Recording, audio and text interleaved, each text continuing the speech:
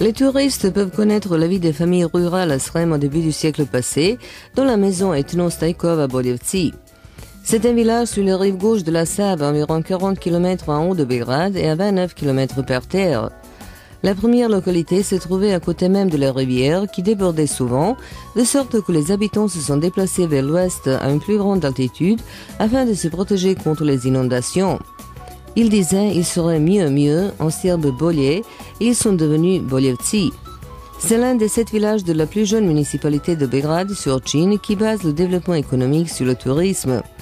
Il n'est pas loin du centre de Belgrade et il est d'autre côté suffisamment éloigné, de sorte que les touristes ont l'impression qu'ils sont à une véritable destination touristique. On peut arriver à Boljevci ainsi qu'aux autres villages par les transports urbains ou par son propre transport, par de petits bateaux ou même à vélo.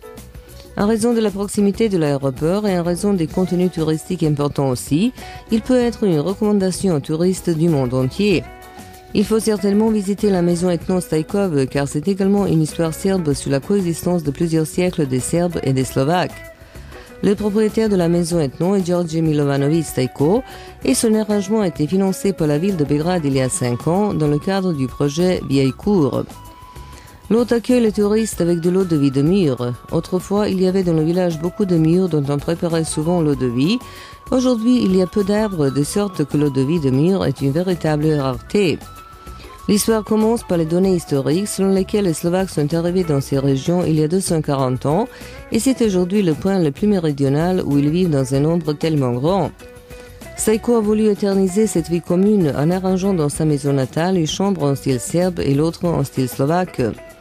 C'est par les meubles, les objets authentiques que sont arrangés la cuisine et la salle à manger où sera servi aux visiteurs le déjeuner typique pour le Srem. Dans la maison ethno-Stajkov, on peut regarder les meubles et les objets de ménage intéressants, dont de nombreux ne sont pas utilisés depuis longtemps, mais ils contribuent à cette histoire éducative, culturelle et historique qui garde le passé de l'oubli. Notre hôte est très fier de certains objets avec lesquels il a grandi et dont l'histoire il connaît.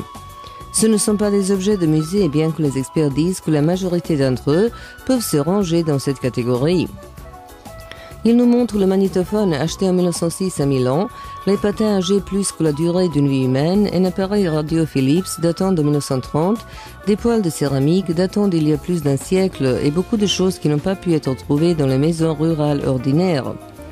Les gens offraient une partie de leur passé et George Milanovic recueillit tout cela dans la partie de la maison qu'il appelait chambre des souvenirs villageois. Les chambres serbes et slovaques abondent dans de différents objets, détails et ornements serbes et slovaques. L'attention des visiteurs dans la chambre slovaque est attirée par les boîtes faites et ornées par les filles prêtes à se marier. Dans ces boîtes étaient mises les broderies que la jeune mariée offrait au mari. Il les portait chez soi pour que les cousins et les amis puissent voir les capacités de la vie qu'il mariera. Dans la cour se trouve une étable bien arrangée, une cave avec le fiacre, la luge, les tonneaux et de différents outils. Dans le cadre de la maison est une grande chambre ouverte avec les tables et les bancs de repos. Les touristes, et particulièrement les étrangers, sont réjouis de ce qu'ils peuvent y voir. Stajko dit qu'une fois une touriste d'Allemagne lui a demandé comment il a eu l'idée d'ouvrir une maison ethno, et il a répondu qu'en voyageant en Allemagne, il avait vu que sur les murs des maisons villageoises se trouvaient les charrues et les sabots en bois. Pourquoi aurait-il alors l'honte de cette broderie qui est un véritable art? Son commentaire est un message pour l'avenir. Cher ami, si vous ne savez pas ce que vous portez derrière vous, vous ne saurez pas où vous allez en avant.